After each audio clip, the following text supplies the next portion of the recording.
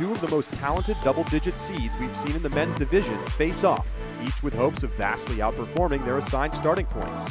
So Cal Condors and Vancouver Furious George have had strong moments this season. Both offenses attack with deadly efficiency. Can the defenses find their footing? The seasons are on the line in the final round of Pool A action. Coming up next on Ultiworld.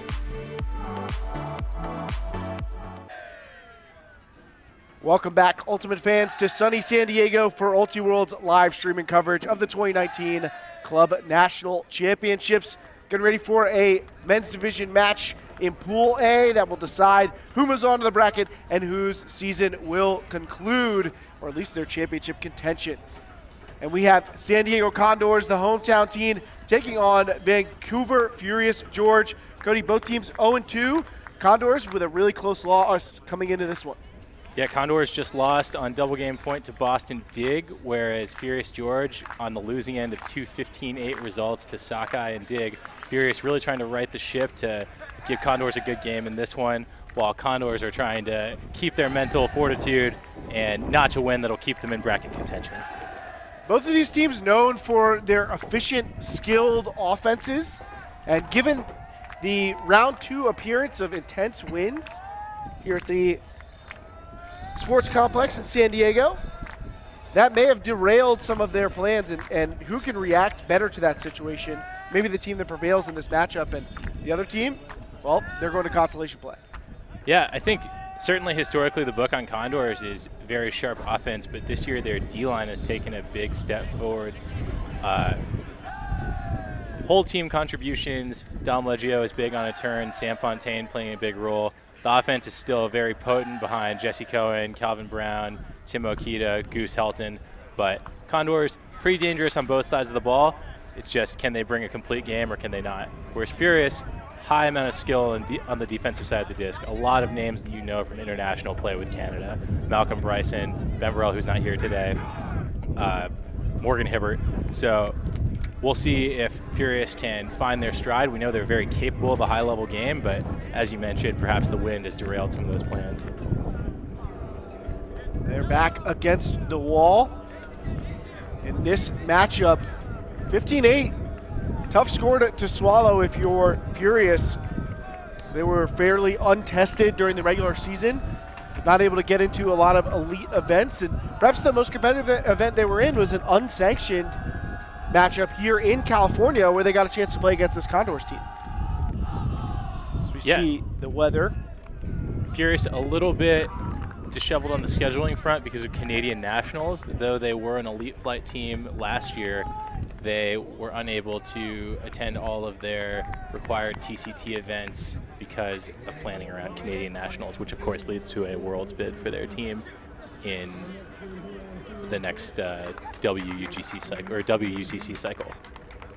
And in Canada, WUGC cycle, meaning that Furious will control the majority of the selector spots on the Canadian national team. So the last time these teams matched up, it didn't count in the standings, but a 15-4 win, or 15-14 win, excuse me, for Furious over the Condors. I'm sure Furious would love to see that kind of scoreboard again, but so far Condors just been the superior team through the first 2 rounds, despite their record standing at even. Furious getting ready to receive in the whites from Condors in the blacks.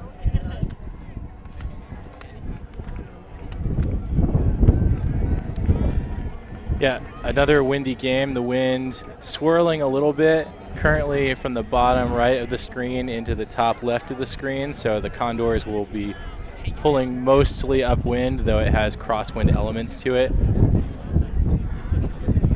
If the beginning of round 2 is any indication, we are in for a bit of an upwind downwind game where teams are struggling to hold, struggling to break upwind and are often converting the downwind turn right after that, so the breaks are going to likely come in pairs.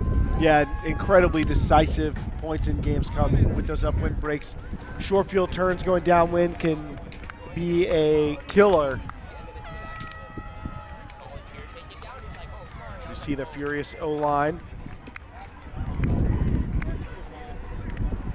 And we are off for this round 3 matchup, the final round of pool play for men's Pool A. Full fielded by Kevin Underhill. Kevin Underhill, I apologize for snubbing you in big Canadian names in the pregame segment. Going to be a huge part of this team. Gets the open side look for Patrick Bayless. Bayless, in his first year with Furious George, formerly played with Revolver.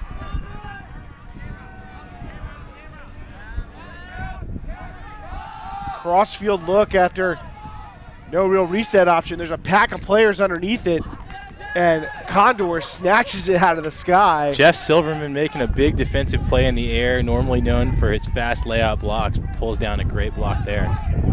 Ty Barbieri with a speculative, perhaps even hopeful throw across the field, unsuccessful. First break chance now for the California club. Just all the way around to Kyle Rubin.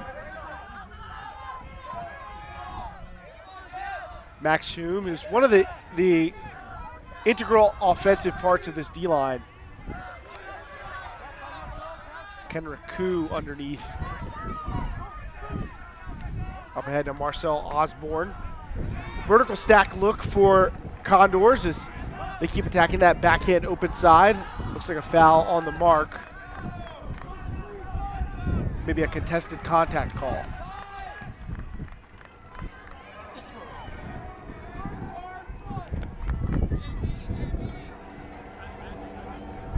Underhill talking it out with Scott Radlauer.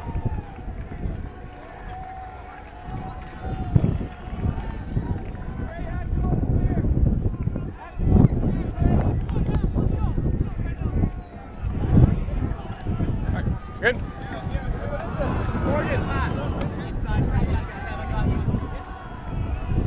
Agree to come in at 0. Radlauer trapped on that sideline, immediately gets it off, but bounces off the hands of Silverman and he retrieves it again.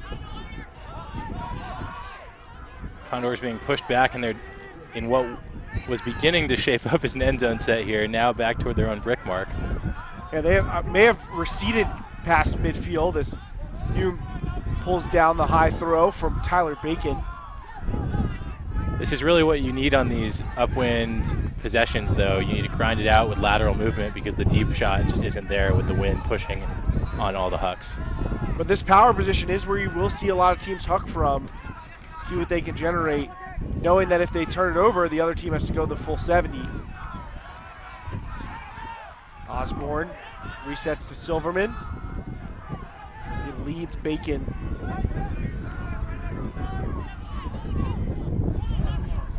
Red zone possession now for Condors with Bacon. We're the primary thrower for this D-line. Around throw, hangs up in the air, and we've now seen each team put a throw to the end zone to have it be intercepted by the opposition. Malcolm Bryson yanks that disc one. The Condors have been a little out of sorts, it appears, in their reset action. Effective resets, but perhaps not opening up a new angle of attack, forcing more difficult throws, and it bit them on that play. Underhill to Tim Sang, and Tim Sang rockets a forehand to the end zone. Brendan Wong on the receiving end and takes a couple tries, but Furious George opens with a hold to make it 1-0. Yeah, as you might expect, Furious attacking aggressively deep on the downwind side of the field. That's also the low side, the way the direction the wind is going. So take another look here. Oh, this is the overthrow in the end zone. Just can't quite find Hume, and a great put out to space. Plenty of space from the receiver there. A little much to give that much cushion on the downwind when you know the other team is looking for the huck, but great execution by Furious to finish the point. Love the use of the high side of the field, and we talked about this in our earlier men's game, Cody, but the effectiveness of getting off more difficult throws early in the stall count, Sang able to come underneath and gets off the huck very quickly.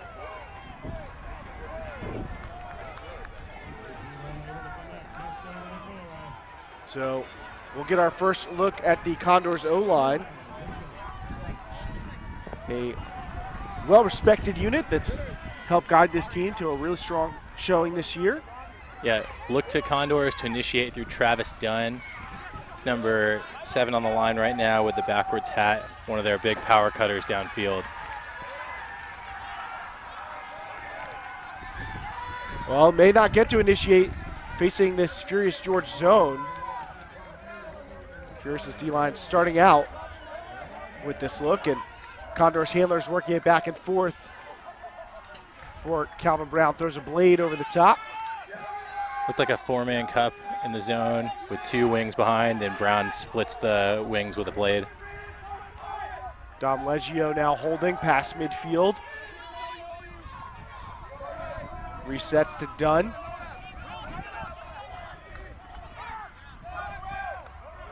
Stack spacing out for the vertical stack, and then a hand block. Braden Gee with a really fantastic block on the mark, just read the play, showed the reaction time. Yeah, Gee did a good job of stepping off and taking a little more room on the mark. Didn't have to challenge the release points of a huck, so can cover more of the break space by stepping off, and comes up with a block there. Furious gets it off the line. Robbie Brennan resets. Condors trying to go force middle, I believe, at least based on the first 2 marks.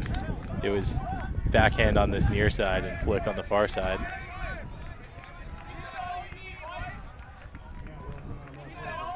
Morgan Hibbert, you want to talk about big names in Canadian Ultimate. 37-year-old in his 15th season with Furious. 37, still playing like he's 27 from all the tape I've watched, though. Intercepted. Jesse Cohen able to get it over to Brown.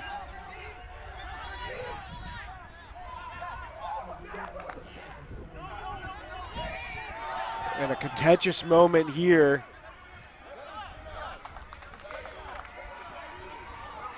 Interesting to see the replay. Leggio is obviously trying to body. Furious George defender decided to go over him. We'll see what the observer thinks, because I doubt these two will come to a conclusion. I think Bobo Irick didn't anticipate Leggio to stop moving. Came right through my left hip. I feel like I made more of an effort to get out of his way. Okay. So our ruling is that you did make contact with him. It was significant enough that we're going to uphold the call. Okay? All right? So our ruling is it is a foul. So it's going to be your disc. Yeah. Okay. So I'm going to have you pick it up. Go. We're going to start from here. Okay? So we're coming in 1 when you're ready. So Leggio, one of the primary throwers and every other dumps on this team to initiate the offense. What do you think of the call, Cody?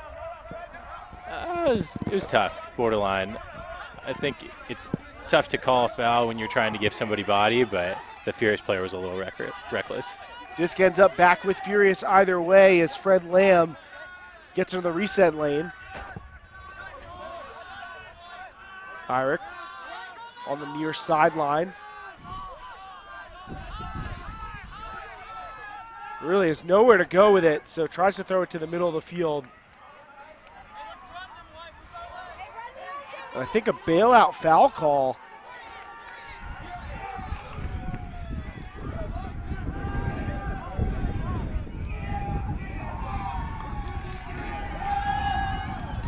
So back underway and a timeout from Irick. I mean, we have been going for quite a bit in this game, and it's 1-0. Furious trying to get that second goal, and they know that this is a big one. Whoever loses this one will be done in contending for a title this year and move on to simply consolation play. They'll talk about in the timeout, and our timeout is presented by Disc Store. DiscStore.com sells more than discs. For live viewers only, get your next custom team reversibles, including a one-color print for only $15 each with the promo code Ultiworld19. Email jerseys at DiscStore.com to receive that exclusive offer. That's promo code Ultiworld19. So when we come back in here, Furious will have the disc, looking to get an upwind break, score that first upwind break in ideally convert the downwind. They're on the high side of the field, the wind going a little from the bottom to the top of the screen, so that far side of the field should be available if they have to go cross field. It'll be with the wind. So if Condors tries to double up this side of the field, defenders will have to respect both options. On the bright side, you're in the red zone, but I think the call, someone on the sideline said it was a travel call, so perhaps the stall count's fairly high here. Obviously, that could make a difference, and we'll see how the teams play coming out of this. A slanted vertical stack from Furious.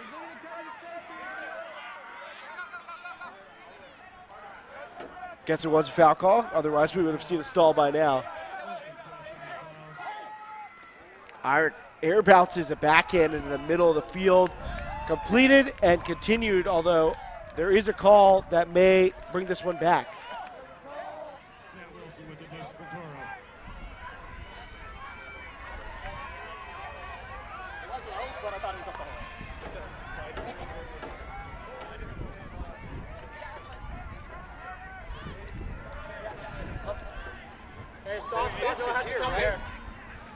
Does that stoppage affect any of you guys? You guys are still covering. So the call is that. Did any of you guys change what you were doing because of the downscope?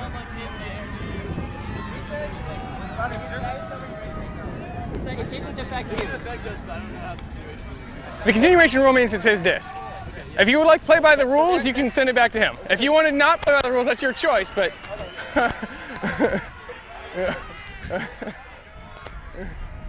Some snippy commentary in there. Observer, make it clear what should happen is Brennan will maintain possession in the middle of the field. Not able to find that first look. So now a dicey chance for Furious that the last second Hibbert squeezes free, makes the tough catch. Furious gets the break. They're up 2-0 on Condors.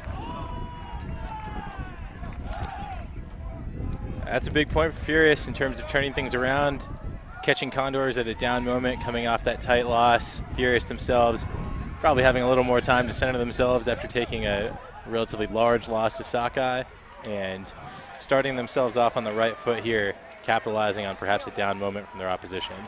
Take another look. Milardovich almost there to get the block, but Hibbert hangs on, beating his man to the open side cone. Frustrating as a defender. You play 8 seconds of good defense or whatnot, and at the last second they're able to find someone. So Condors will turn back to their O-line, led by Jonathan Goose Helton, playing with his 4th club team at Nationals. Think you can name them all, Cody? You think you can name the 4 teams Goose has played with? Yes, I think. Machine, Condors, Ring. Oh, I'm the last one's the hardest one. Yeah, I'm at a loss for that one. Fill me in, Keith. Mixed team Jacksonville Jukebox. Oh. Who had a famous run-in on their road to Nationals with Atlanta rival. I witnessed that game, and honestly, it ended with one of the worst calls I've ever seen in my entire life. Goose was not involved in that call. But now with his 4th team, and he's a big part of this offense. It seems like the zone, however, given that he is now 50 yards away from the disc, may limit his involvement. Yeah, Furious making good play here. We know Condors is a very athletic team, so forcing them to play with dink passes like this as opposed to isolation cutting is making them go to their second option. Leggio working with Okita and Ham.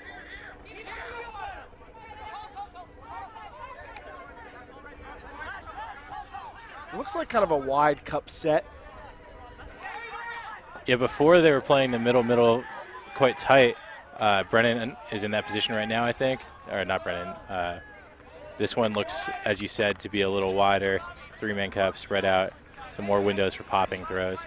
Less pressure on the crash. A variation of your pretty standard 3-3-2 cup. Yeah, or definitely. 3-3-1 cup, excuse me. And it's interesting, you see most teams like to put a lot of length in the cup, make the cup as big as possible. Furious has really moved to quickness. I mean, Peter Yu is up front. Peter Yu is one of the smarter players I've seen in the last 5 years come up through college, so perhaps relying on his acumen to shut down throws through the middle of the field. Peter Yu, the 26-year-old in his 6th year with the team out of UBC, as he and the Furious defense transition to match up. Condors marching slowly towards the end zone.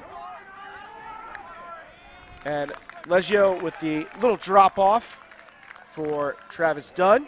And Condors holds to get on the scoreboard and make it 2-1. Technically the upwind hold there. The wind has died a little bit, so in theory positioning the Condors defense to come down here and get a theoretically easier break. Yeah, we've seen the wind kind of come and go. There's every once in a while you may get lucky and have an upwind point where the wind's just totally gone, or even just an offensive possession. But Condors did a great job navigating the zone comfortably, moving the disc horizontally. A couple of trap moments that I think Furious was happy with, but otherwise Condors did a nice job setting the Furious offense back on the field. They are led by Malcolm Bryson, who's one of the top throwers for this Vancouver team, coaches the men's team at the University of Victoria. He's one of those Team Canada players who dot this Furious George roster. Definitely a relatively new name in the international scene, but has really come into his own as a player, especially in the offensive side of the disc, and has taken on a much bigger role with Furious in the last couple of years. Bryson, part of the new generation of Furious, as Hibbert's teammates age out of the team. Condors with a zone of their own. Looks to be a little more of their diamond zone flavor. They're big fans of running this. They have a couple variations, but relying on Nathan Bridges at short deep. Had a lot of experience with this zone from college. Bryson in the backfield with Underhill. It gets to be a little FM on the sidelines with the middle mark, number 16, guarding the first reset, really forcing these cross-field throws, and that's exactly why. Letting an athletic player like Will Turner come up with a big block. Turner able to get off his feet and get to that disc. Now Sam Fontaine picks up, looking at a vertical stack in front of him at midfield.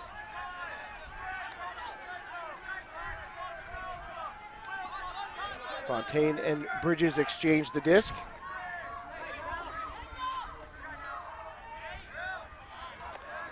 Now up the break side for Bailey Wu. And a pick call, I believe, away from the disc. Fontaine and Bridges showing off some great chemistry in the handler set. Reminiscent of our last men's game on stream when Saul Yannick and Matt Guchahanis are pulling give and goes in the backfield. But a foul call here may protect possession for Condors, as it looked like a near throwaway. Take another look. Barbieri coming over the outside shoulder on Bridges. I think Bridges saying that he had some contact on the back of his hand. It's your choice. Yeah. I feel like I cleared it. Okay. I think I got my hand on it first. He smacked my hand. I didn't catch it. Okay. So my ruling is I saw his contact on the disc first. So if he made contact with your hand, it was definitely after he made contact with the disc. So my ruling is it's a turnover. Okay, so what? Okay, 6-6. I'm back. Thank you. Let's go. Tap it in. Okay. So defense, we're going to tap it, and then we're going to be live. Okay?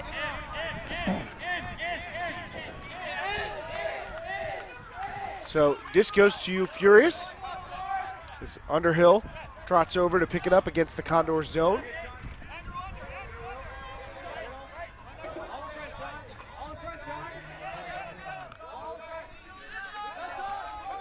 They work to that sideline with a couple of quick throws. And really hoping to use the width to get past this first layer of the zone, the 4 players up front, and then attack once they have the numbers downfield. But so far, I've not been able to really penetrate.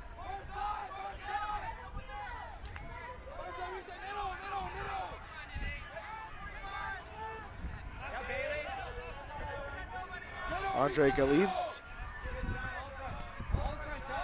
Back to Bryson. Not a lot of yards available so far for the Furious offense.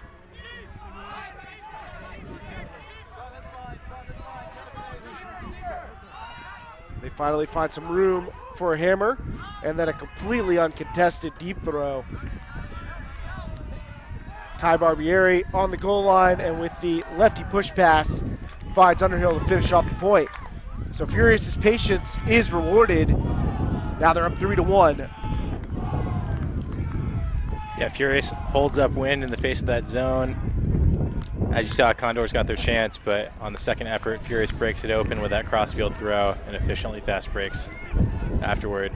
Sometimes you can get into trouble with these hucks after you've broken through, but in that case, the deep was so far out of the play that it didn't matter. Oftentimes, teams will throw out that huck when the receiver will still have to deal with the defender, but Barbieri just so uncontested that it was the obvious choice. Deep caught in a tough position as a deep defender. Once that throw goes up, you have to decide immediately, can I try and make a play on it? So Deep attacks the hammer, and you're saying if I don't get there, we're done for. Yeah, so it's one of those if you go, you have to get it situations. Condors offense back on the field. Wind's picking up a little more. Trying to keep this game, or trying to get the upwind break so that the D-line can have a better situation to put us back on serve. These two teams playing for their tournament lives, as we've said before. Both 0-2 in Pool A, taking losses to Boston Dig and Seattle Sockeye. Hibbert with a big backhand pull. Michael Tran going to retrieve the disc.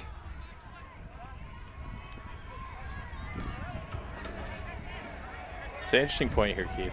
Maybe I'm overthinking it, but they were setting up where Tran was clearly going to center the disc to Brown, but when it goes out for the brick, Tran goes to get it, and now he's picking up on the centering pass.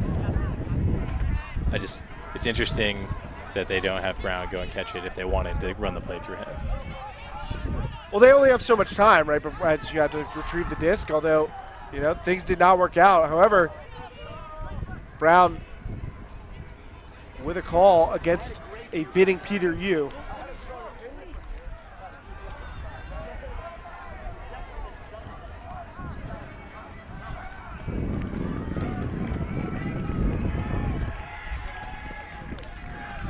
Brown and Yu discussing. We'll take another look ourselves. Not sure I see a foul call there. Yep. My ruling was no foul into the disc. Yeah. He's out. Yeah. Tough to know what the argument was, but right. Yeah, I don't see quite what the contact would have been that created a foul.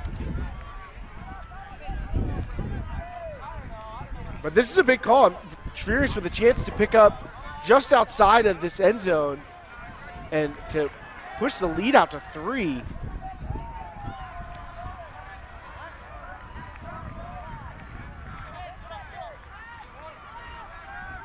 So now Furious's disc, Hugh Knapp, about 6 yards outside the end zone. Looking to initiate to William Vu.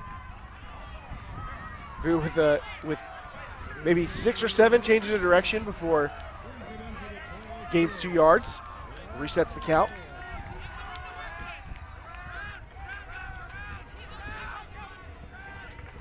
And all front of the stack action for Furious George, and Yu gets the bookends. Peter Yu with the short field created by the block. Great reset defense, and then from the reset space makes the cut that gets the goal to make it 4-1 for Furious. Yeah, Condors shut down Knapp on the first one, but Peter Yu puts his man on the block, filling from the ace, gets a little bit of bite on the around, and then uses his agility to slip open up line. Yeah, you mentioned Peter Yu being really smart. He's also very quick. Oh yeah, that comes with the territory. And I think matching him up on Brown shows the respect that Furious has for the 18-year-old center handler for this Condors team. And Yu wins the first round of that matchup. Yeah, from a philosophical perspective, it's interesting. It's not unique to this game, but Brown is 6'1", Peter Yu is 5'8", so you're giving up some inches on the mark, but ostensibly gambling that you can get a block before he even gets the throw. Other people play it differently. I think there's a much publicized case on Ultiworld of Norman Archer guarding Alex Olsen from Carleton Cut in 2017, their main handler. Norman Archer is like this 6'3" broad dude. So you can play it that way and say, like, we're conceding the... Well, you can even stick close to home. Talk about Nathan White from Revolver, classic handler cover. As we see a live look in at Moondog.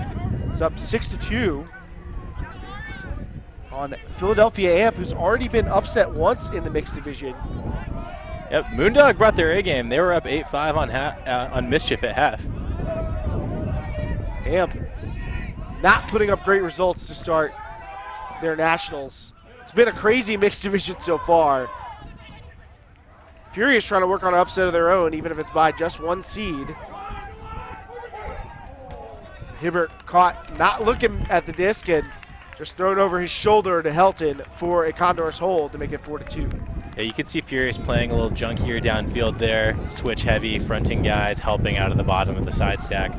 And that's something that many of these Furious players did to great effect when they were playing at UBC. You see it a little bit from UVic, but it's more of a trademark UBC thing, and they've brought that skill with them into the club division.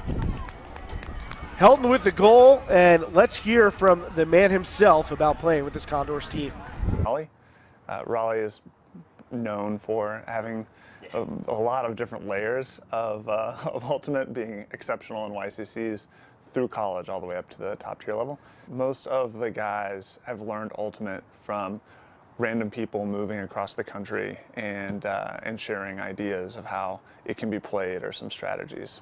To just take a step back and look at the men's division this year, I personally think that parity has never been higher. Last year we saw the top 4 teams be the teams that made it to semifinals. This year is a little bit different, and as Condors look at our pool, we see probably our most favorable options for the pool.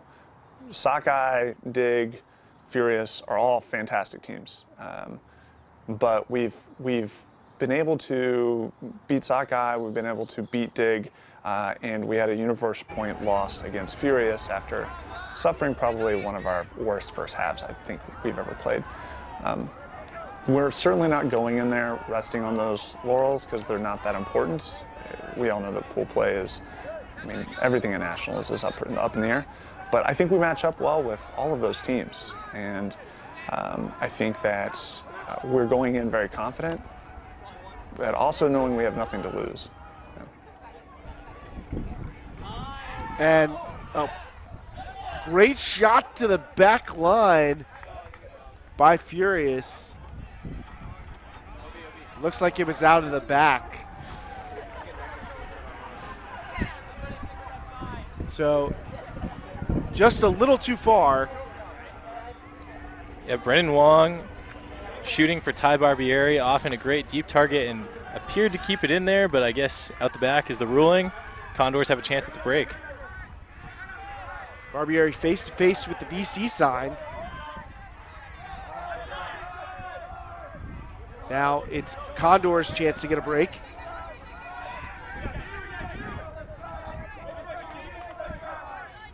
Condors yet to score on their 2 break chances thus far. Really haven't even been able to get the disc moving on this possession. Fontaine over to Jacob Bartholomew. Condors, great shot there from Tyler Bacon. Excellent throw upwind to Bartholomew, who takes off after the short throw.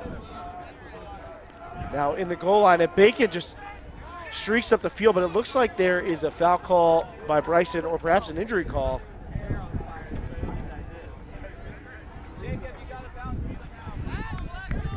Not sure if, I think it's an injury call as Bryson is stepping off.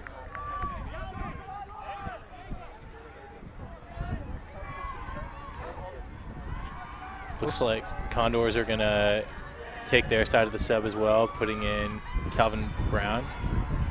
I didn't see who stepped off, though. All right. Everyone's good? Cool.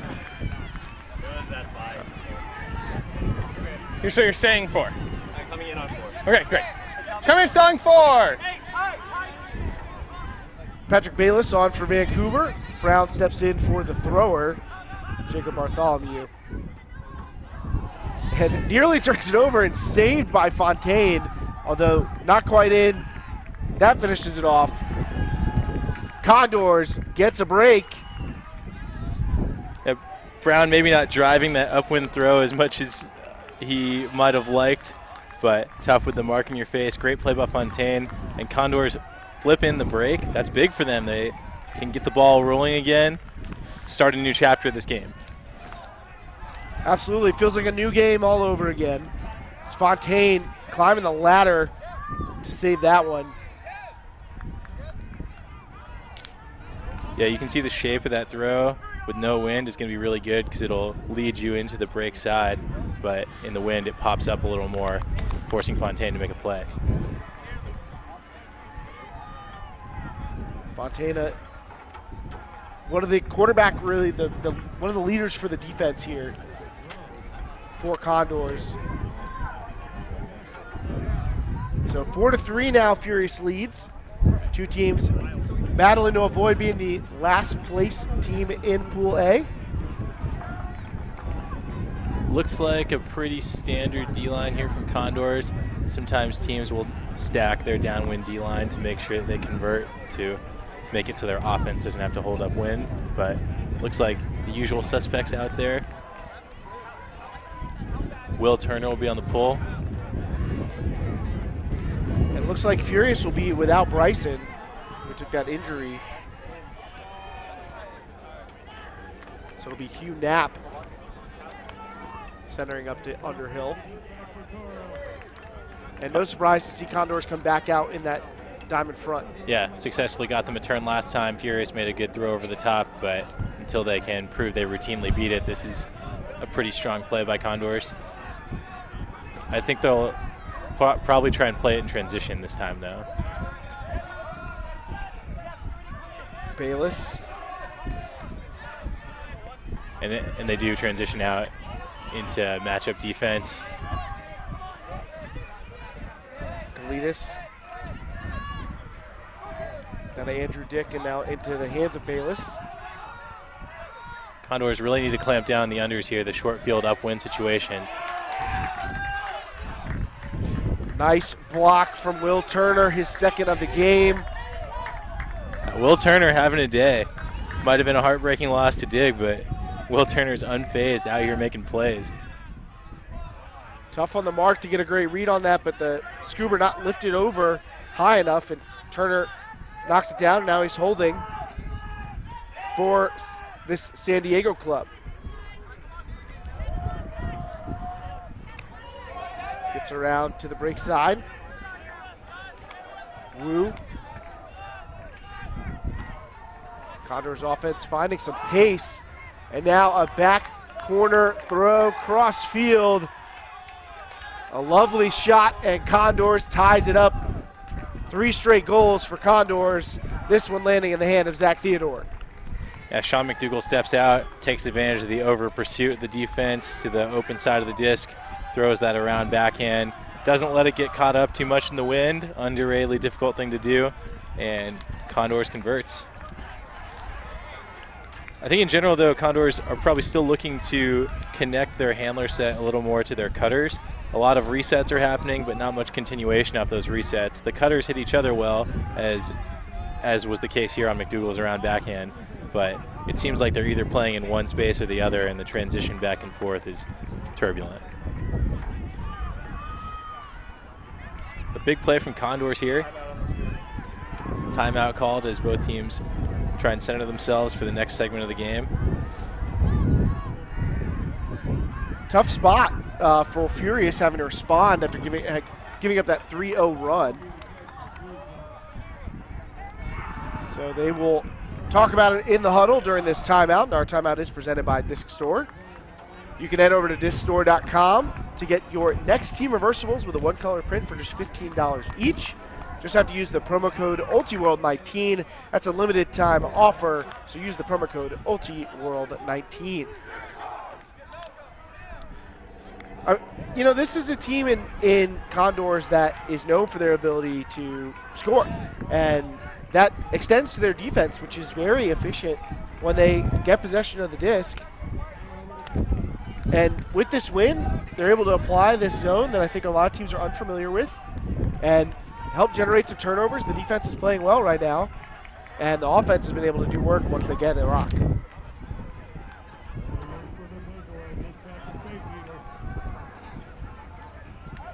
Yeah, we'll see another trademark aspect of the Condors is generally being a high energy team that goes on runs back and forth as opposed to incremental breaks. So could be the dam cracking here with that break, but we'll see how Furious responds. Stats pretty much even across the board for the two teams through the first 8 points. Equal number of goals, equal number of turnovers, equal break percentages, both 2 for 4 in that category. So very similar teams on paper right now. Bryson returning to the field. So he lets the pull drop. Looks like matchup defense from Condors with a little bit of switching. You can see Bacon helping over the top. Tim Sang initiates, gets it up to Bayless.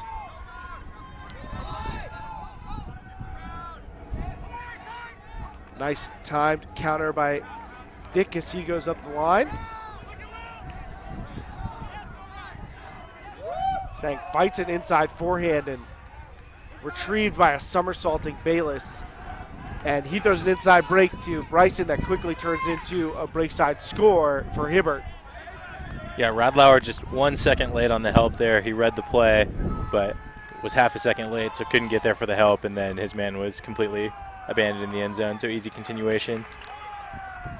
We've seen a lot from Furious of kind of an interesting look that I don't see from very many teams, which is essentially initiating with a handler cut that's maybe a couple yards upfield and not too dissimilar to how you might see a front of the stack isolation, but a little bit closer to the disc. And they used that to open up the first cut for Tim Sang. They did it the same thing in the red zone when Peter Yu got the big break goal. It's an unusual look to set someone up in that slightly off-center break side space, just a little bit upfield, where you're threatening the upline cut or to go backwards and get the break side. But it's been one of the initiating looks for this Furious team. It's something we'll see if Condor starts to clamp down. Yeah, especially interesting because when you think of historical Furious, you have to associate them with horizontal offense. It's just what they did for a very long time and still do very well. In general, the Northwest region, very talented with horizontal stack, but more of a break side heavy move. So many tremendous players have come through this Furious program. Mike Grant, Jeff Cruikshank, Andrew Lugston, Oscar Pottinger. Personal favorite. I'm a Cruikshank guy. No one will have Oscar's swag. He was a confident player, that's for sure. But it's the new generation of Furious out here trying to keep themselves alive here at the club championships. Locked in a tight one with Condors, trying to zone of their own. Tran trapped on that sideline right now. Yeah, this seems to share some traits with Condor's more diamond zone look. Leggio shrugs as he sees nothing going on upfield, so just a punt. It'll be a one-on-one in the air. If this one could stay in bounds, they'll have a shot at it. And it does not. Kioi with an exceptional effort to try and keep that one in, but Brennan with enough presence to make sure that he can't do that. Yeah, great read by Kioi. Good work by Leggio to not give a short field. Just prayer not quite answered. Well out of bounds by Kioi, but a nice effort. I'm just going to throw out there that Robbie Brennan is playing deep for Furious in that zone. He's 5'7". So I appreciate that kind of confidence.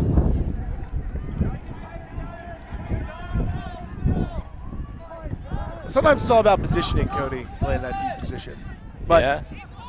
Certainly helps to be tall. Not that I would know. Pulled down by William Vu, and then he tries to push a backhand upwind, and it sails on him. We'll see if Furious does not reset their zone. Probably a boon for Condors since they were struggling to find their shape. Vu just completely shutting down a series of cuts from Goose Helton to initiate play. But not that time. Helton sneaking over the top. Nicely placed throw from Tran, or from Kioy, excuse me, for the Condors hold to make it 5-5. Yeah, interesting technique from Vu downfield, essentially playing with the cutter in his blind spot with his back turned. You can't see the setup here, but part of the reason that Goose was able to get such good horizontal separation was because you saw Vu like basically looking at the thrower there. Vu's eyes aren't on him, so he can back up, and Vu can't adjust until the throw is already in the air. Yeah, it's an unusual strategy. Not something I typically coach. I try to tell my defenders never show the cut of your back, but Vu with an excellent job on the initiating, and I think he mostly just kind of caught out of position there and didn't know how to make the adjustment. Nice time by the thrower to spot the weakness, though, and attack that. Yeah, great work with the edge of the throw to hit the back shoulder look into space and throw the defender completely out of the play, especially in the wind. That throw is far from trivial. With the wind going toward the top of the screen, it's going to push that down. Well executed from Kioy. You can see some of the scores below from other matchups going on here in San Diego. Lots of upsets through the first couple rounds, and that pattern may continue. Mixed division BFG with the lead on Dragon Thrust. It's a turnover. Pretty cold drop from Kevin Underhill, one of the biggest contributors on this Furious team. Fontaine picks up, pops it around, and there's definitely been a trend of slipping players. A lot of players losing their footing on this field. The grass here is very smooth, so I guess that's what comes as a result. Bacon all the way around. And again, that back shoulder exposed, but this time a poach from Underhill as he gets back the turnover. Furious being a little tricky with the marks and the poaches in the end zone. Condors trying to play that timing strategy down there. Furious able to manufacture a turnover, but they give it right back. Furious offense struggling right now. Block for Bridges. We'll be Bacon over to pick up for Condors. In years past, Bacon's been an initiating cutter on the O-line, so having him on the D-line is a big asset to their offensive strategy. Cal Poly SLO alum. One of 3 Cal Poly SLO affiliates on the Condors this year. And that he initiates the play as Sam Fontaine finds the end zone. 4. Nate Ransom on the receiving end, giving Condors their first lead of the game at 6-5. Yeah, that's the upwind break, and Condors have really gotten the train rolling since going into that early deficit. Yeah, quite a recovery. I mean, it was 4-1 in this game, so. Yeah, but the windy games, the leads are only half as big as they really appear. So 4-1 runs each way for the two clubs. That puts Condors back in front 6-5. Also issuing a correction, there are 4 Cal Poly SLO affiliates on this team. Sorry, Tim. Cody, of course, the current coach of Cal Poly SLO, helped captain that ship all the way to the semifinals of the college championships this past year. Not bad. Yeah, solid year. Captain the ship, now number 81 on the Condors, Calvin Brown. he's got his teammate KJ Koo, who's on the line here as Condors come down on defense. And these are two young players who are getting fairly sizable roles on a national level club team. Yeah, both of them are 18, which is a pretty remarkable feat to be at nationals and 18 years old. Lucky you, Cody, lucky you.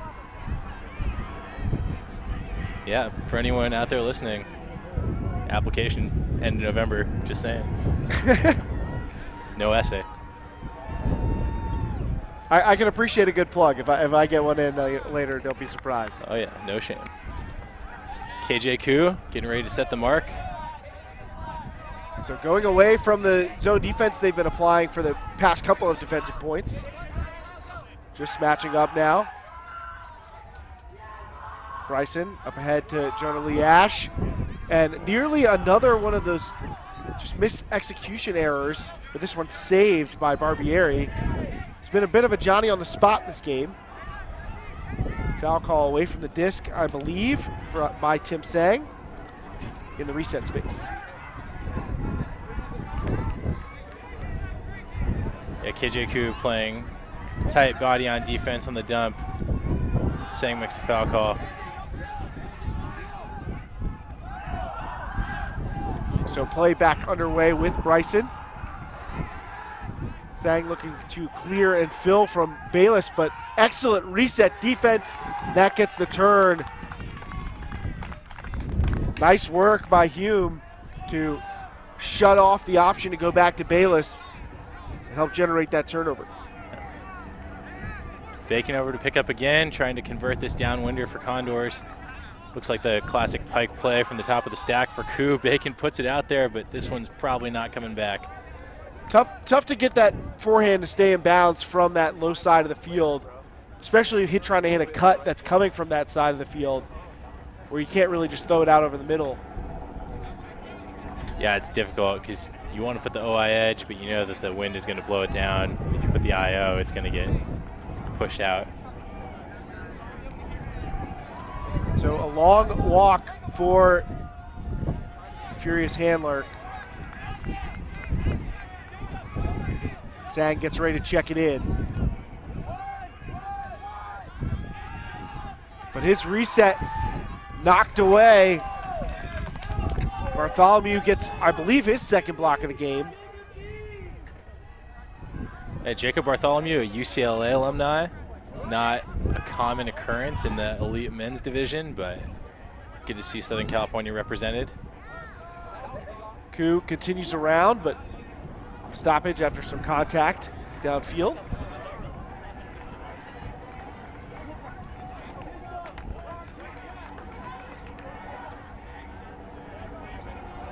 Hibbert discussing. Okay, so we got a pick. It didn't affect play. So you're going to keep it there?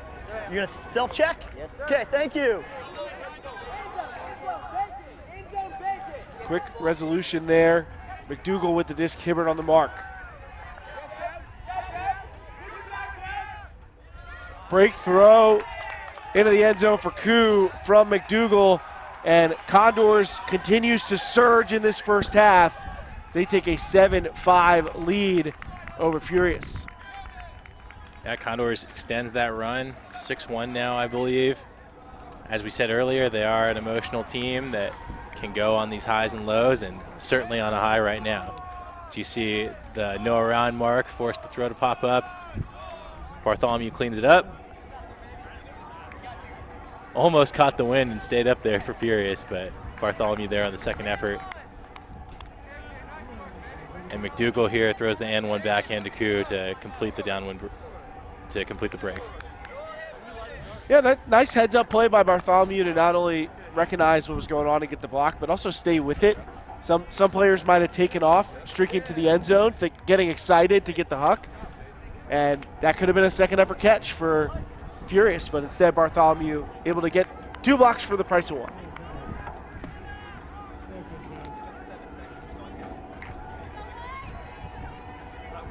Yeah, Furious going to work again here, trying to stop the bleeding. I see a few new faces out there. We got number 14, Cole Keffer, on the line. He did great work this summer for the Canada U24 team in Heidelberg, Germany. Sans those teammates that only a couple of those guys really on this squad, but Keffer, a hard-working player who's done a lot for Team Canada.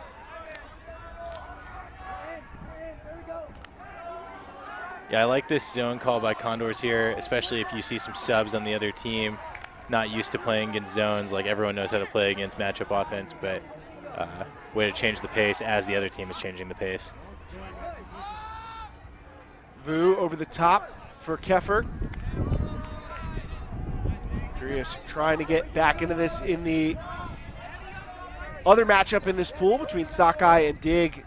Dig with a 7-6 lead. The winner of that one will claim Pool A and the bye. Sakai trailing in that one. Number 1 overall seed. Can see in this zone the near side wing, number 14, Turner, really baiting the over-the-top throws. That's how they got their turn in it earlier, trying to show him and show the thrower an open wing on his side and then close the space really quickly. You with lots of room in the middle, but nice job by the downfield defenders in the Condors defense to shut off his options. Yeah, they're able to stagnate the flow and reset this front wall, make Furious do it repeatedly. Furious is kind of losing their their shape downfield. There's only one person in the deep space, not really testing McDougal.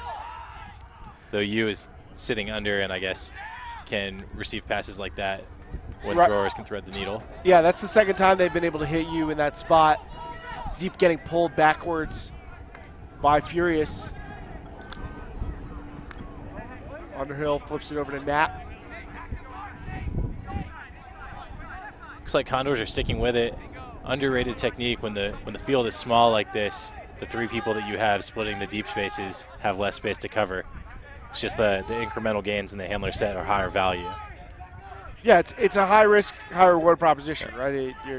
The throws are now can be really damaging if they do get even short looks, but you got a lot of room to work with. Yeah, I like it. Yu with the quick give and go, nearly knocked away, but got a Condor down.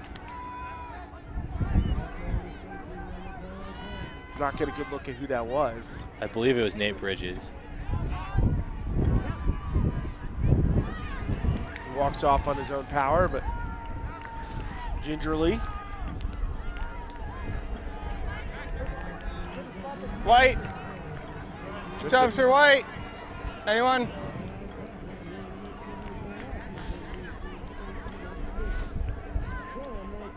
All right. Self-check. Okay, we're doing a self-check? Okay, when you're ready, coming in. So close one there, but Furious just a couple of yards away, but it could take a lot of throws to get there depending on how this zone plays. Yu around to Galitas.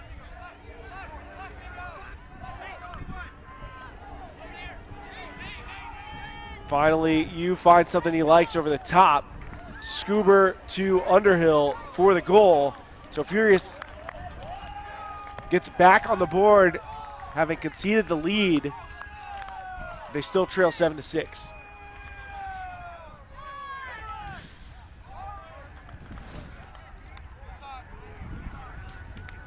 Yeah. So Furious gets their first score since it was 5-4. Yeah, able to hopefully stop the bleeding, but if Condors gets this hold here, they'll take half. And if you're just joining us late, as we've mentioned, but we'll continue to remind you as the drama gets thicker, this is a elimination game for these teams, both sitting at 0-2 in Pool A. So the loser will be done at Nationals and have consolation play, and the winner will advance. So Condors offense back out with a chance to hold and take half.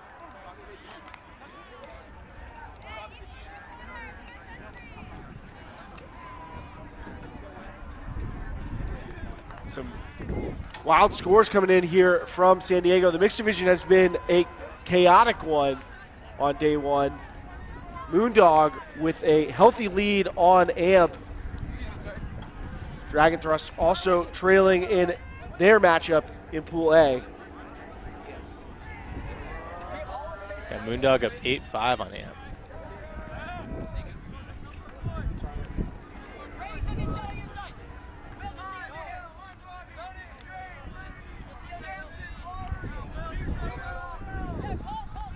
Furious out here with a little more junk. Brown and Okita bouncing it back and forth. No real hurry from Condors right now. Yeah. Brown. I mean, the Condors essentially pioneered the 2-4-1 zone offense that bounces it back and forth between those two and trusts people to throw over the top, which is what happens is Brown breaks it open and they fast break to the goal line. Yeah, once you get past that initial layer of the defense, if your Condors are ready, you can kind of have your way. Now in the red zone with Brown, and he matches Hugh Scuba with one of his own to take half for Condors. Brown able to find his target, Jesse Cohen, for the goal to make it 8-6. So after going down 4-1, Condors able to bounce back and take an 8-6 lead over Vancouver. An impressive turnaround from the So Cal team. Let's take one last look here. Okita throws that around backhand. And Brown just pops that scuba over. You have to think, having thrown over the top earlier in the point, he was feeling himself a little bit and leads Cohen for half. Yeah, you got to let the young guys go out there and make plays, Cody. I like it. I'm not complaining. Condors making plenty of plays on their way to a comeback and hoping to knock out Furious George in Pool A. Furious George hoping to come back and stay alive, take out a Condors team seated just one spot above them. The team's played within just one earlier this year, so could be in for a very exciting second half. We'll be back to join you to see how this one concludes in just a bit.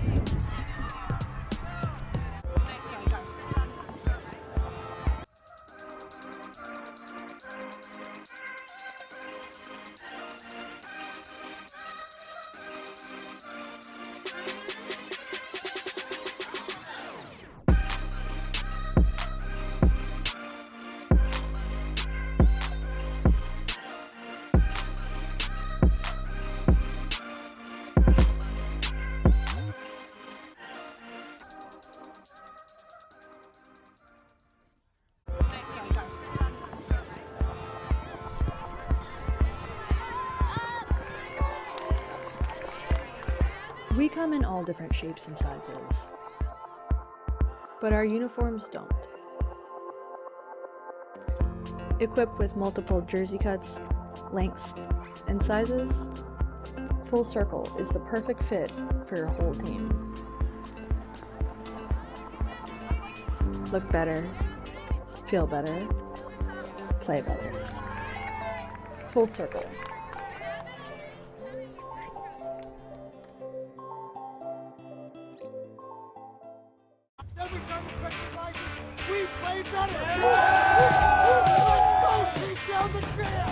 An Ultiworld subscription gets you closer to the players and personalities you care about with game video, in-depth written and video analysis, He's going to take off deep, but what he does is very simple. Documentary shorts, and we've played Brute Squad before, and it just feels a little bit harder to lose this year. and a whole lot more. To get your subscription or learn more, go to ultiworld.com/subscribe.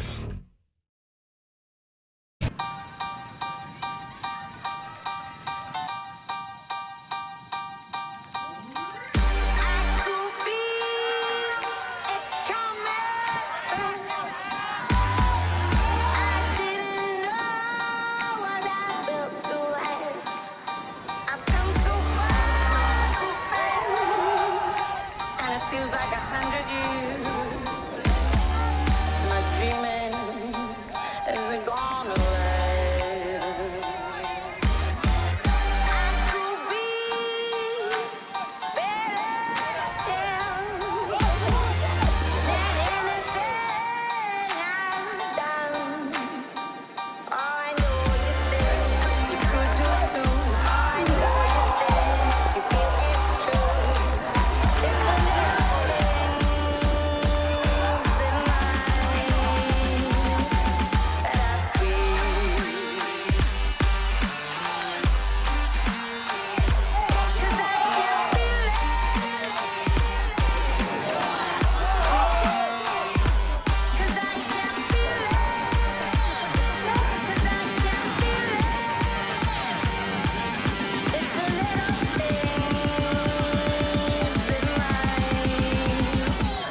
Jay Frood. What an incredible layout catch.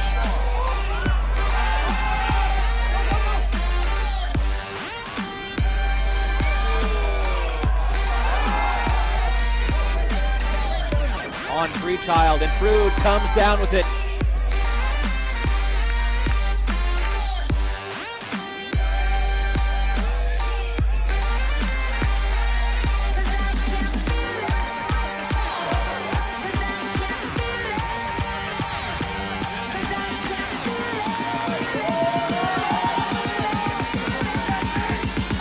And Mickle goes up.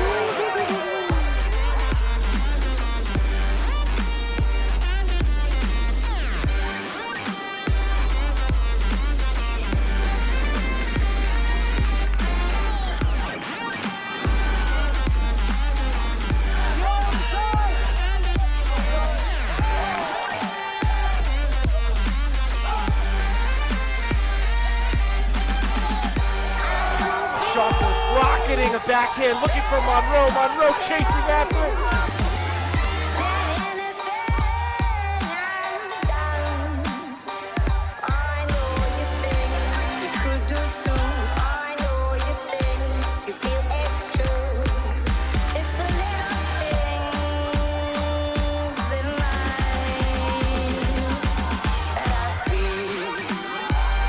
And that's a Callahan.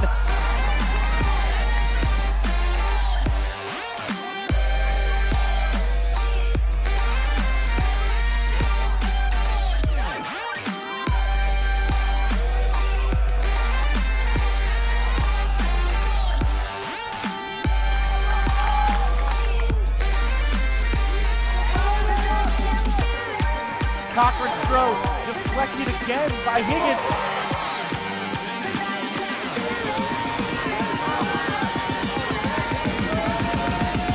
Dillon with a huge layout grab.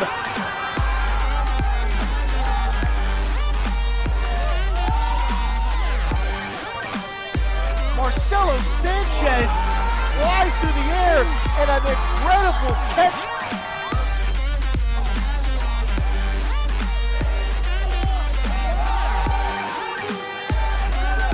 For John Randolph in the end zone, and Randolph gets up and makes the grab.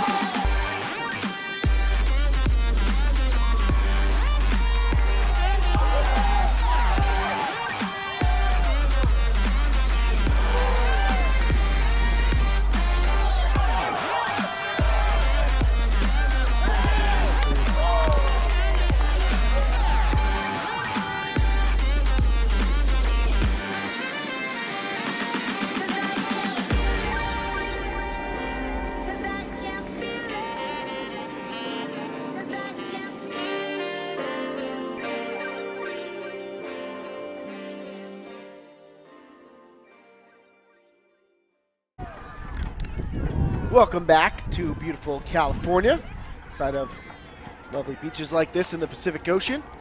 San Diego Condors with an 8-6 lead in their hometown over Vancouver Furious George. Take a look at the story of the first half. Lots of turnovers this game, particularly for Furious. Condors have done a pretty good job to earn the disc. Both teams converting at the 50% rate, as you might expect in a swirling wind game, but Condors able to generate a few more chances and punch those in.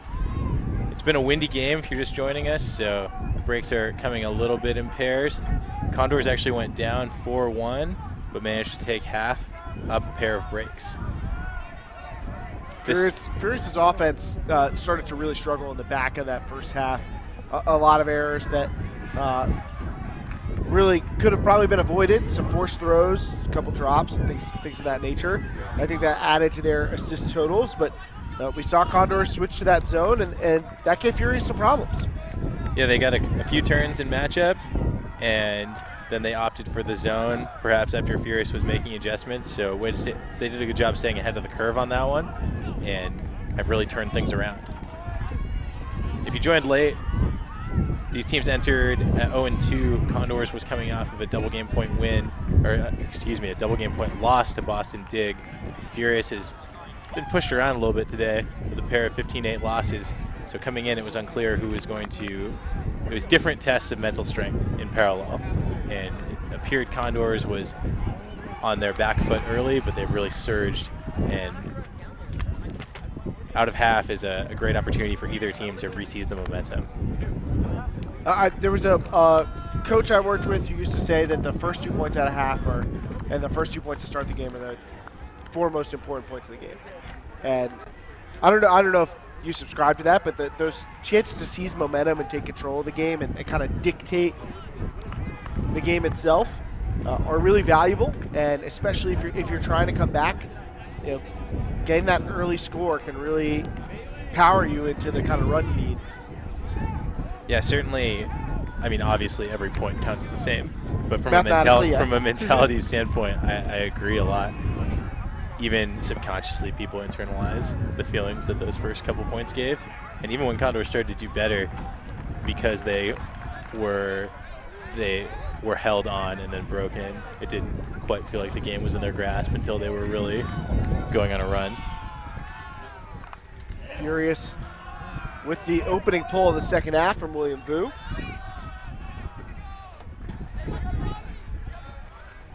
Fielded by Brown. And a deep poach from Furious.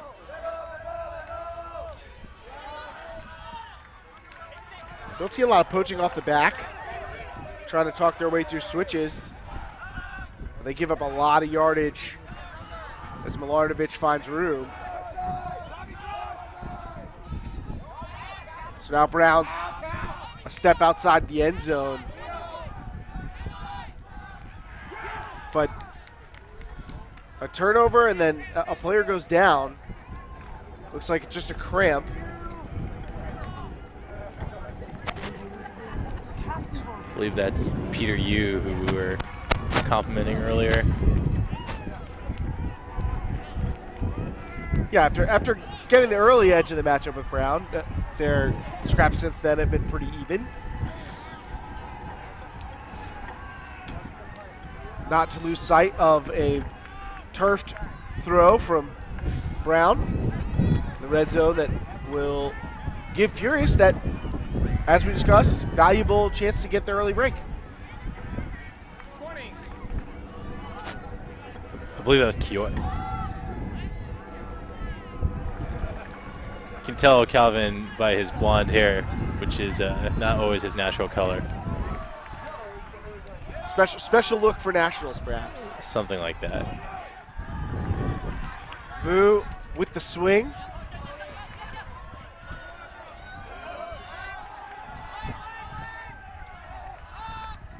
Small window throw for G. Now Vu has it. Back to Sang, who subbed in for Peter Yu.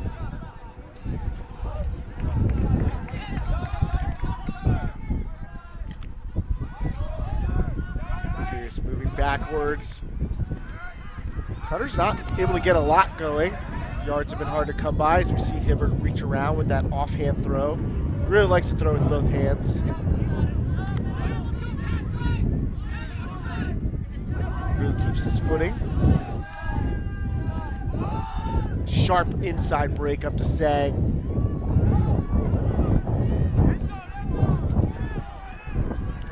Bayless just a couple steps outside of a break to open the half, and Furious finishes it off. Just like that, the tenor of this game changes. Furious with a break to start the half to make it 8-7. If Furious really sticking to this high side of the field, the wind is a little bit, as I've mentioned previously, bottom of the right to top of the left of your screen, and playing a lot of tight offense up this sideline, jamming inside throws or around shots with a lot of spin on them. They're low margin throws because they're all quite fast and hard, but Furious throwers are equal to the task and they eventually jam it in. One thing I like that I saw from Furious on that point was how aggressively their throwers were using fakes Condors has a lot of downfield defenders that are looking back at the disc, looking potentially to make a poach block or adjust their positioning accordingly. And using those fakes to move them out of position, to freeze them for a moment, force them to overcommit to something, might open up some windows for Furious to score. Yeah, so Condors offense now facing an upwind. We've seen them, I believe they're about 50-50 in these situations. They held upwind after the initial break, but they were broken back once in that run. So see how they fare here. Tyler Bacon crossing over from the D-line to help bolster their odds. That wind coming from at a diagonal probably, but mostly from the bottom of your screen towards the top. So a lot of value in making throws from closer to this near sideline.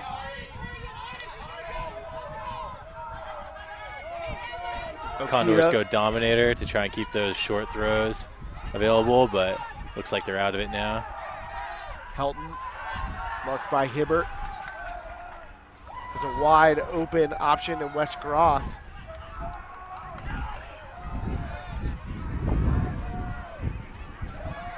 Another open side throw before the reset to Okita.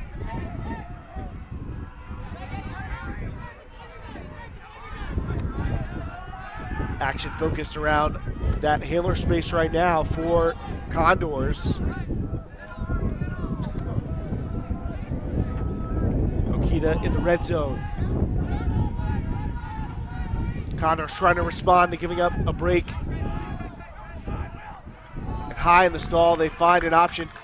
Two Furious defenders looking at each other saying, I thought you had him, but nobody had him. Sean Hamm for the score. Sean Hamm is that guy that sneaks up on you.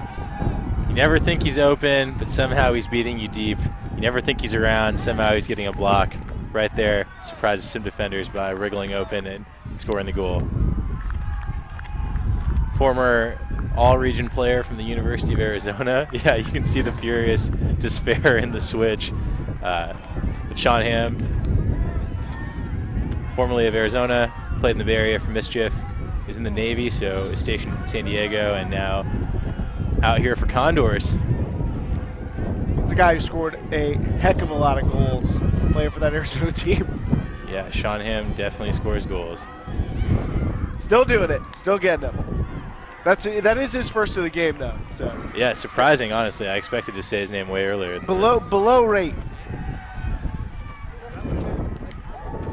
Maybe we'll see more of him in the second half. But I'm sure Condors would much prefer to have this defense out there. Fontaine getting ready to pull. He had a nice first half. A couple of assists, but really driving the offense with his throws.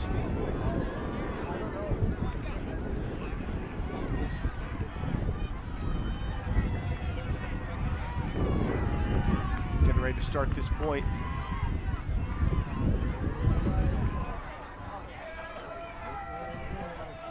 Bryson and Knapp over to retrieve the pull.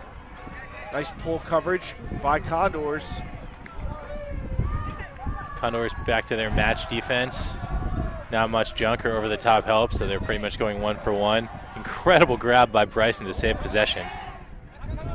Nowhere to go with it, though, once he got up off the ground. Oh. And another hand block for Condors. Scott Radlauer. At the point of attack. Radlauer spiking that one into the ground. Shuts the door.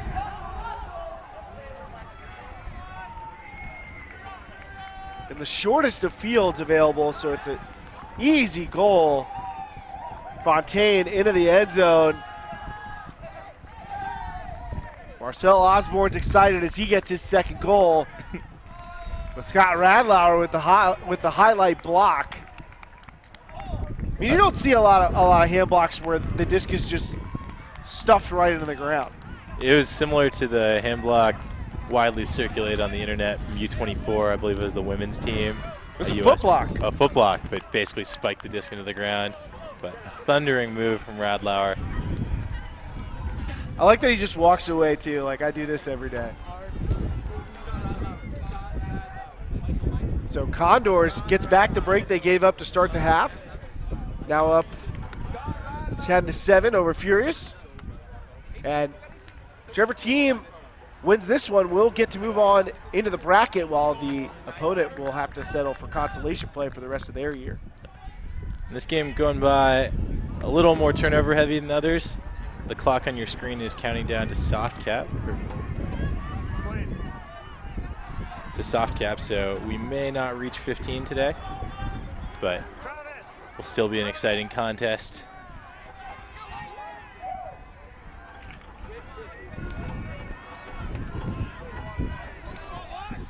So the pull goes up for Condors. Peter Yu back on the field. Condors back in their diamond front zone. But Furious seems to have found something they like against this zone, trying to space out the deep and then attack the middle. Yeah, conventionally you want to split the deep horizontally, but they've been splitting him vertically and hitting that shorter throw.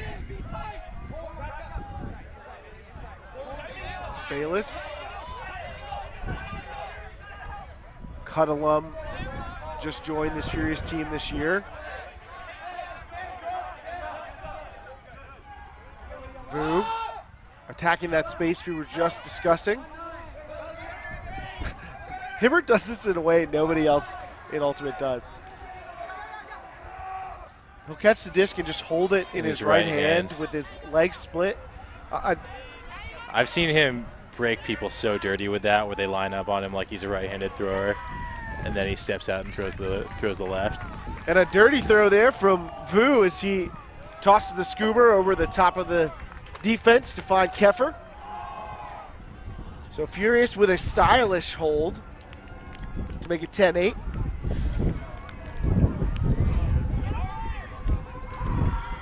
Downwind scuba is really the trend in this game. Into that corner, William Vu puts it out there. He even called for, he pointed to it. Said, go over there, I'll hit you with it. And I mean, anybody who's ever gone out throwing scoobers in the wind knows how much better of a thrower you feel like throwing scoobers downwind. You're like, wow, my scuber's this good? Maybe I should throw them more often.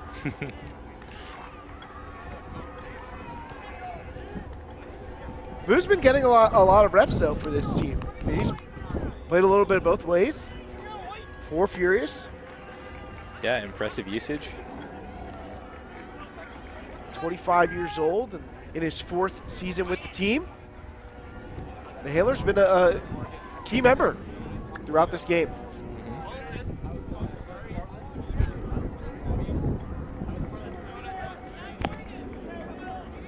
Get you a surprising score update. I mean, there have been scores like this all day, but Seattle BFG with a 14-7 lead on #1 overall seed Minneapolis Dragon Thrust in the mixed division. So much going on here in San Diego. I highly suggest you follow along at ultiworld.com/live. Watch the live stream, see all the tweets, get all the info you need. Follow along with our live blog as well. Deep throw chased just behind that one. Milardovich tried to go with the trailing edge catch. Couldn't quite catch up to it. Yeah, I think this is Milardovich is down. I hope he's all right. He's back up. Furious definitely got what they wanted on that point. You saw Condors initiate with a flood play, moving the stack and isolating the back. Furious is playing help defense, fronting on the unders and trying to switch with each other. Effectively stagnated the motion after the initial play. Brown broke around to Goose Helton, but after that, everyone was fronting and a lot of the motion stopped and eventually knocked Condor's rhythm.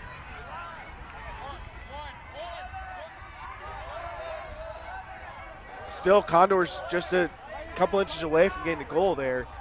The Milardovich bid.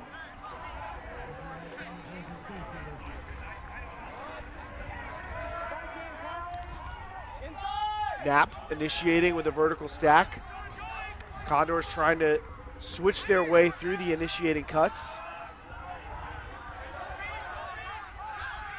Vu putting it up deep, looking for Hibbert. He's the biggest man in the area, but there are many others. It doesn't matter. And a classic Morgan Hibbert play. Big sky, and then the falling down throw to continue it. Morgan Hibbert stays getting it done. 37 years old, Scotland Files. I didn't touch you. I got hit. Maybe it wasn't you. I got knocked over on the throw. That's why I was still on the ground afterwards.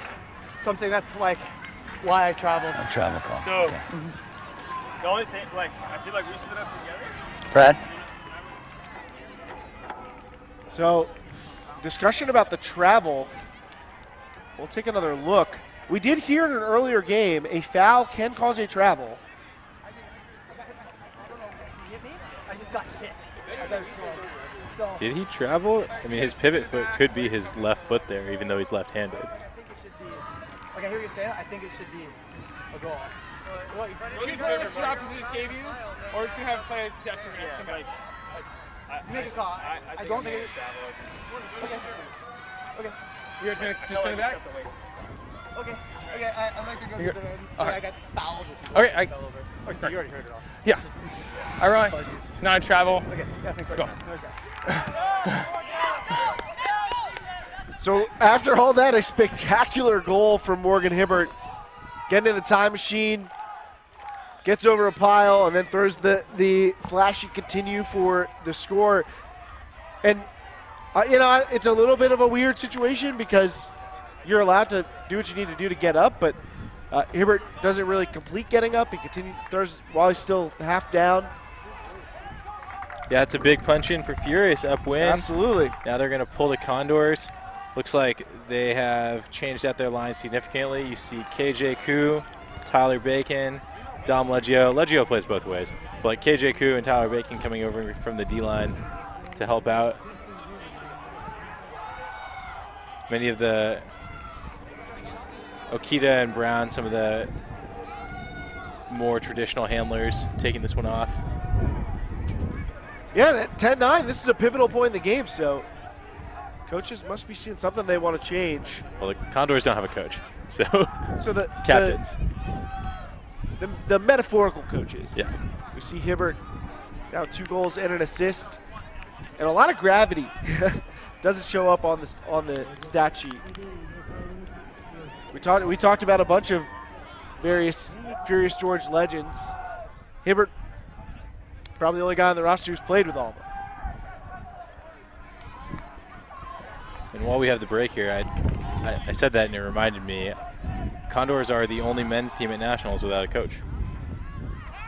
Changes in the game. This was the first college Nationals that we saw this last year where every team there had a coach as well. So the game is evolving. So these two teams battling to see who will stay alive out of Pool A. Two teams fighting to win Pool A, Dig and Sakai.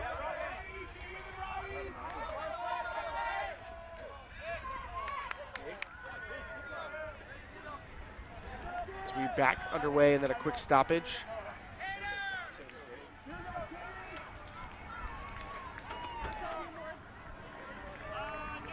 Getting ready to get back underway. Dig with the 11-9 lead over Sakai. So potential upset of the #1 seed in the men's division as well, as we've already seen the #1 in mixed fall.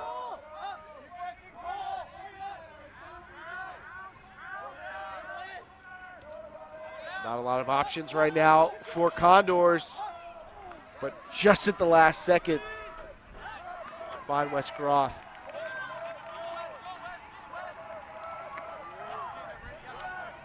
The change of personnel so far working out as Condors makes it into the red zone.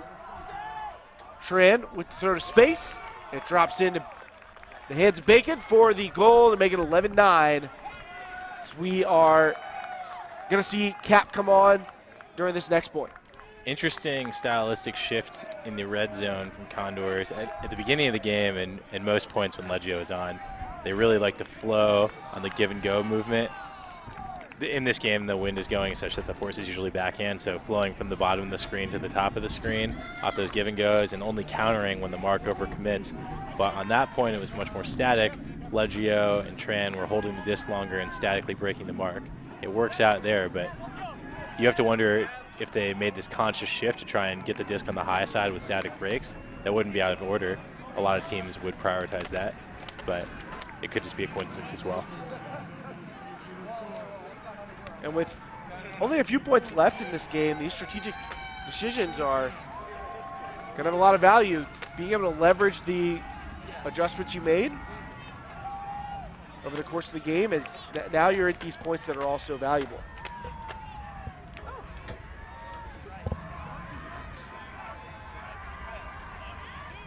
Condors, D-line back out. Fontaine getting ready to pull.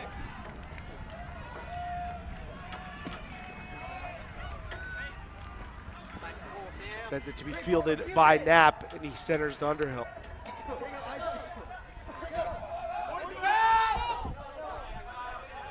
Nice deep cut from Galitz. And forces a switch, but Furious not really able to take advantage. Yeah, good reactive help from the weak side wing. He has a lot of screened out protection from the rest of the offense. Knapp resets. Knapp with nowhere really to go. Underhill falls, but then makes a standstill cut, and then Vu D's the throw to his teammate on accident. Thought it was intended for him. Fontaine picks up with a chance to potentially drive a dagger in here, looking for Silverman. Silverman with the left hand layout for the score. Condors seizes a 12-9 lead over Furious. Jeff Silverman, silent killer. He's everywhere. If you watch the AUDL, you've probably seen him, but a huge playmaker for this Condors team for years now. 13th year with Condors. Since he was 20 years old. As a young Black Tide player, transitioned to Condors, never looked back. Still making plays. You can see them run the pike play, the top of the stack deep initiation. Fontaine throws back shoulder with the flick downwind, and Silverman, great technique on the layout for the young people watching. That is definitely a left-handed catch with the rotation coming into your hand. Trying to catch that right-handed is much more difficult. Probably land on your shoulder in a weird way. So Jeff making a great play and being instructive about it as well. Yeah, first goal of the game for Silverman, largely a D-line player, but came up with a pair of blocks earlier. So Furious, knowing that they're running out of time to stay alive, takes a timeout, and our timeouts are presented by Disc Store. You can head over to discstore.com to get your next team reversibles with a one-color print for just $15 each with promo code Ultiworld19. It's a limited time offer, and you can use promo code Ultiworld19 to get those reversibles for just $15 each. Maybe include me on the order. We're going to take a quick break. We'll be back in just a moment.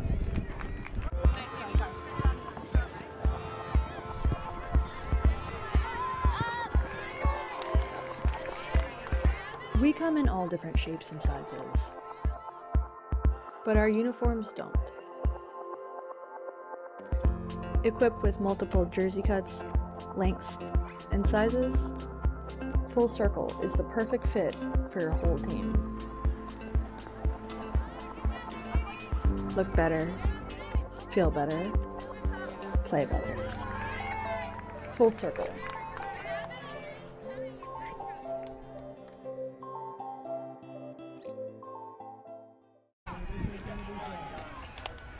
Hometown San Diego Condors with a 12-9 lead after the big play from Jeff Silverman. Look at that chance to advance to the bracket. Send Furious George packing. Bacon with the pull. It'll head out of bounds.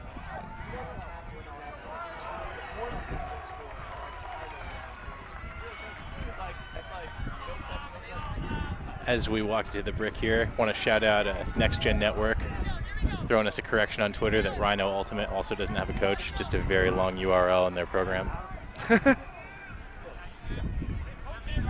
Peter Yu initiates, looks like back to the diamond for Condors, who certainly benefit from trying to extend the length of this game.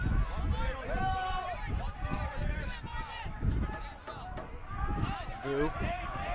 See the high hands from the mark, trying to prevent it from tossing a blade or scuba over.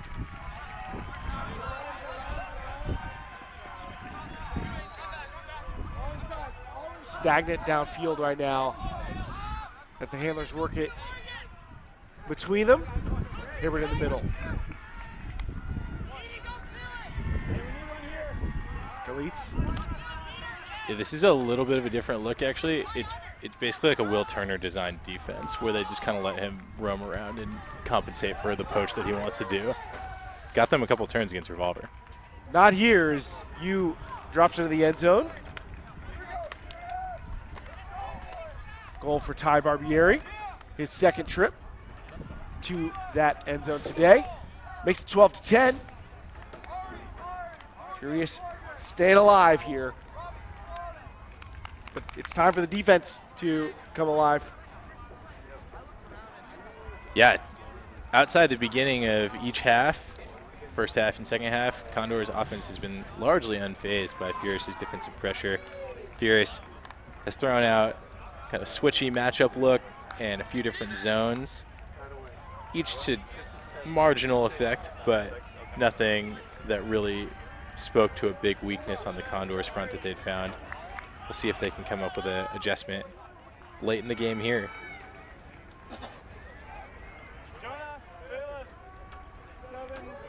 Bayless crossing over with this line. We have a game to 14. So not a lot of time for Furious. Defense in need of breaks now.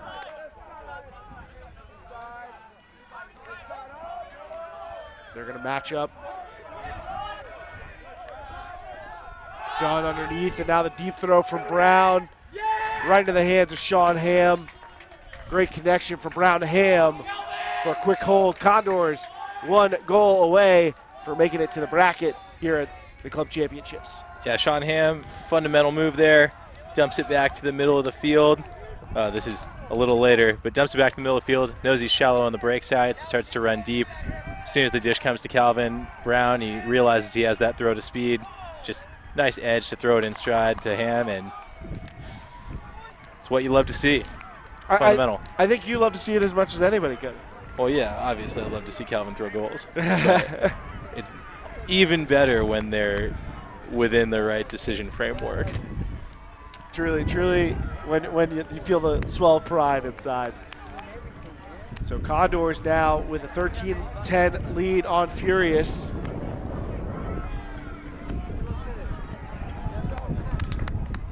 Vancouver squad back on the line.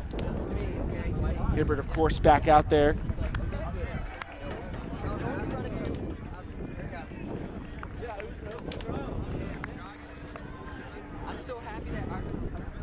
We'll see what they can offer. They're just trying to score to stay alive and get the defense back on the field.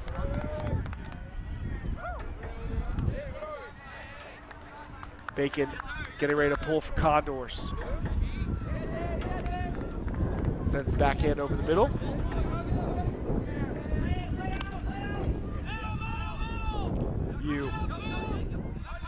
Pump fakes big for the deep throw, and that frees up Hibbert underneath. Great D on the ISOs by Bartholomew and Hume. And I think Furious maybe made 4 or 5 deep cuts before Knapp threw a perfectly flat forehand out in front of Ty Barbieri for another goal. Yeah, great execution on the throw there from Hugh Knapp. A difficult throw with the crosswind to control that flick. But he also knows he's throwing to Ty Barbieri, who's one of the most athletic people on the field. So even if that hangs up a little bit, Barbieri's going to close the space and make a play. Well, it'll be all defense from here for Furious, trying to make that comeback. Game's hard to 14, so they had their work cut out for them. But Condors gave up a run of breaks early, clearly are susceptible to it, but they'll try and hold downwind to close it out here. And what you hope is that if you can get one, you can put all the pressure on the other team. Suddenly they start to feel a little nervous, a little rattled, while you're building up some momentum. You can't really take the momentum back if your next scorer wins the game. So Furious would love to get a big play and a big break here.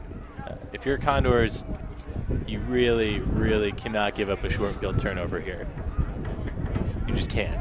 100%. I think they have not been overly aggressive and haven't really struggled in the reset space too much, so it's not something I fear for them, but... Yeah, but pair of breaks that goes along with it would be the thing that put the game back into balance. Through with the pull. This offense has been strong in the second half, but they did give an opening half break, so Brown with a scooper to a wide open target. Leggio dancing. Now Brown on that far sideline. Throws Tran open to space into the red zone, but Tran behind his receiver intercepted, and this is the chance Furious have been waiting for. There's an injury call, I think, though, by a Condors player away from the play. It looks like Jesse Cohen stepping off. Sean McDougal will come on and take his place. Yeah, not that you should take an injury at any time you're hurt, but unfortunate to be able to let your opponent sub in one of their best offensive players potentially. So 13-11 in this one. The other matchup in this pool, Sakai just broke Dig to tie that one up at 11. So we've got tight ones all throughout men's pool A and a lot on the line. Vu up the line. Pumps the huck to Hibbert. And we know in a high stall situation, they may just put it out there. Instead, short field turn, well, midfield turn, I guess I should say. And a timeout from Condors.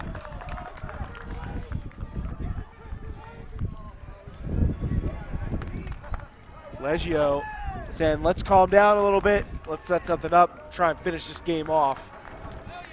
Burns the timeout, and our timeouts are presented to you by Disc Store. And they are proud to support Ultiworld and have a special offer.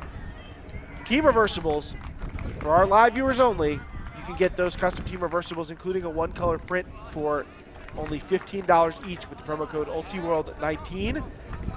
Email jerseys@discstore.com to receive the exclusive offer. That's promo code Ultiworld19, presented by Disc Store. We're getting end of round score updates. Worth noting, Philadelphia Amp with the fantastic comeback to fight off Moondog, get their first win at Nationals over Montana. So the 3 overall seed in the mixed division survives. They have a date with San Francisco Mischief coming up. Follow along with everything going on here at the Sports Complex in San Diego. Looks like Sakai just scored to go up on Dig, 12-11. So Sakai also making a comeback. Shape of Pool A hanging in the balance.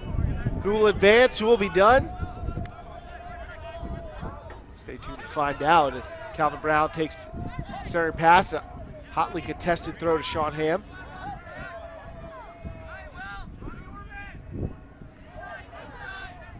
Ham and Brown working together. Brown to the break side.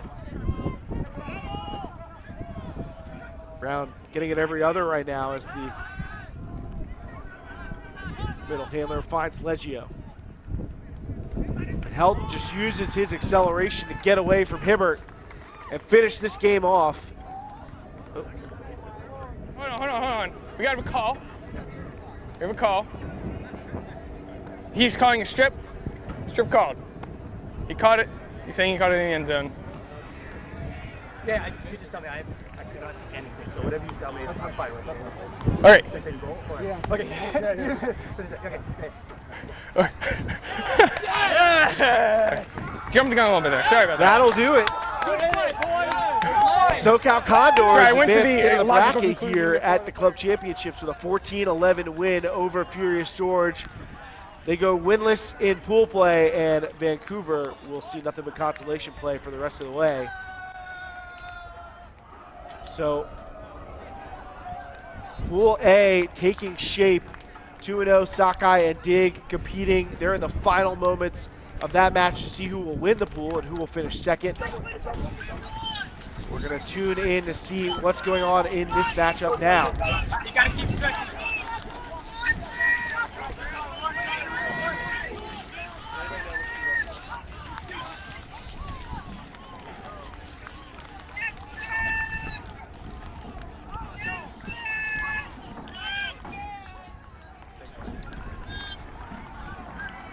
So it's a stoppage in play. Looks like, I believe it's Dig in white with the disc right now. Sakai on defense.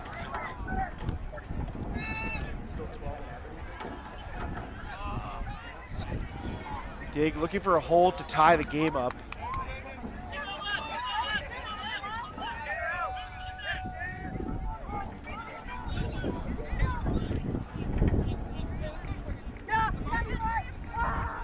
Dig looking deep. It goes over the top for the catch just outside the end zone. So Dig just a couple yards away from tying this one up. And #1 overall seed Sakai has been considered the strongest team at this tournament. I'd say for a lot of people they're the favorite to win in the men's division. So this would be a very surprising result for Dig to score this upset. Sakai has just one recorded loss on the year. They did lose at the unsanctioned Labor Day tournament, but they played with a little bit more of an open roster. They were still trying to win, but it wasn't necessarily their full team. And they haven't lost since Saturday of Colorado Cup to Sub-Zero. Sub-Zero. So, but to be fair, I mean, that shows that it won't take only the upper crust of the division to be able to take the win over them. So, well, Dig is lately has a pretty good argument for being on the upper crust of the division. They've been playing quite well. So, I mean, this has been a wild start to the tournament. I mean, this is what people feared from Dig. They dethroned New York Pony at Northeast Regionals handily. Yeah, I seem to remember them getting a big win over Sakai once upon a time as well. Dig advancing the disc back to the end zone. But now one pops up, pulled down.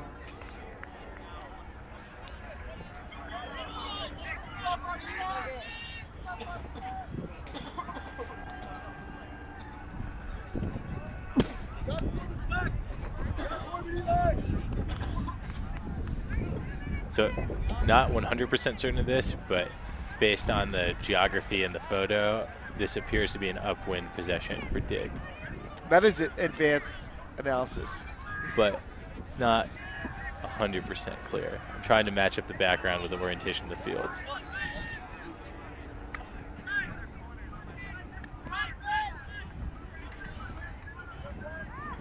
Dig just outside. Looks like a scuba to the end zone to tie it back up at 12-12 in what we believe to be a gain to 14.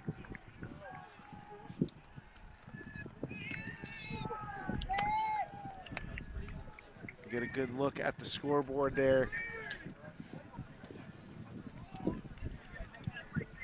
As well as Pony watching this game. I think I can imagine who their rooting interests are for. Well, it's an open question, right? Okay. Would you rather see Sakai, the team that beat you at US Open, or Dig, the team that beat you at regionals?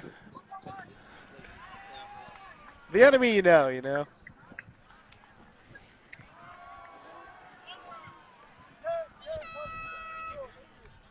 All right, so it sounds like actually that this game is at double game point.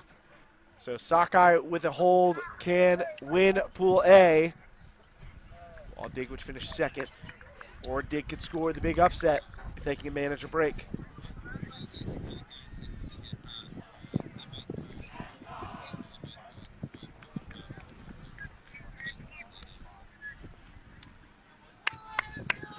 Both these teams at 2-0. We saw the other side of the pool, the 0-2 matchup between Condors and Furious.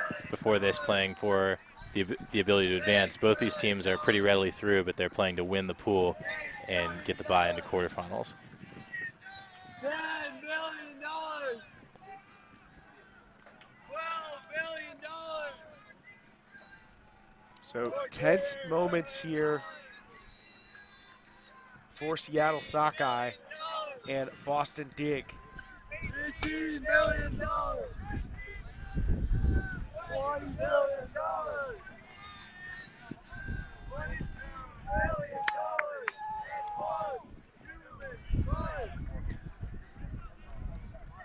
So again, with the asterisk, it appears that Dig will be pulling downwind on double game point to Seattle Sockeye.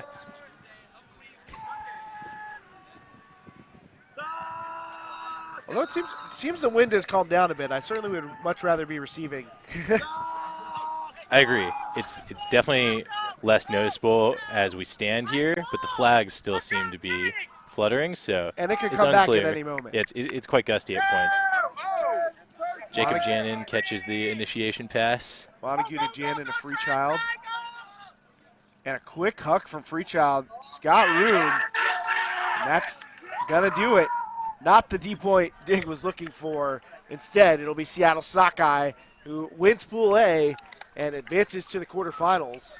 You got to admire Dylan Freechild's confidence. Just no hesitation on the under, turning and shooting. And he has every right to be confident, but a lot of players would clam up in that situation. His guy was open. You put it out to him. So Sockeye with the big win. They fight off a Dig team that led for much of that game. So Dig will have to go into the pre-quarter round. So Pool A in the men's division all wrapped up. Condors with the win over Furious to make it into the bracket, while Sockeye takes down Dig in a tight one to win the pool. We'll see who can do what in the bracket, but we've got the rest of the bracket to fill out with the rest of the action here in the final round of pool play. Coming up, we've got Seattle Riot and DC Scandal. Don't miss it.